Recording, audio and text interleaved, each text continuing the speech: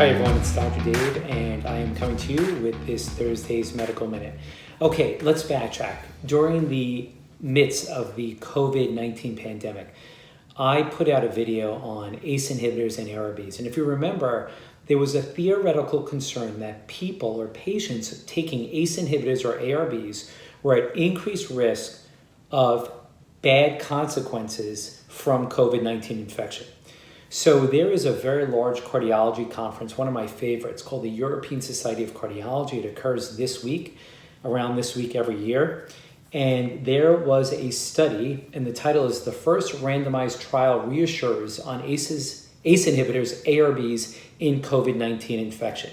And what these researchers did in this trial was patients who were COVID-19 positive being treated in the hospital setting were randomized to taking ARB and ACE inhibitor with the COVID-19 infection or holding it.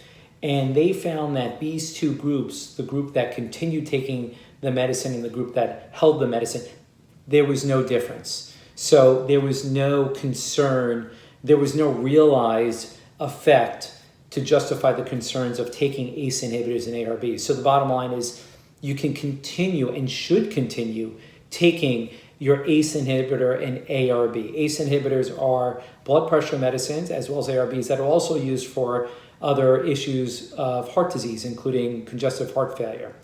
So I remember during the COVID-19 pandemic, when we were in the heart of it, it's still here, but we're definitely not as bad as we were. But I do remember patients stopping their ACE inhibitors and ARBs and actually had worse outcomes because they had high blood pressure. Their blood pressure would spike, and some patients needed for controlling their heart failure, and they went into heart failure. So like anything in medicine, if we don't know what to do with a medicine, don't do anything and just wait and let's see what the data shows. Okay, guys, so I hope that clarifies. ACE inhibitors and ARBs with COVID-19 infection now and in the future, stay on the medicine.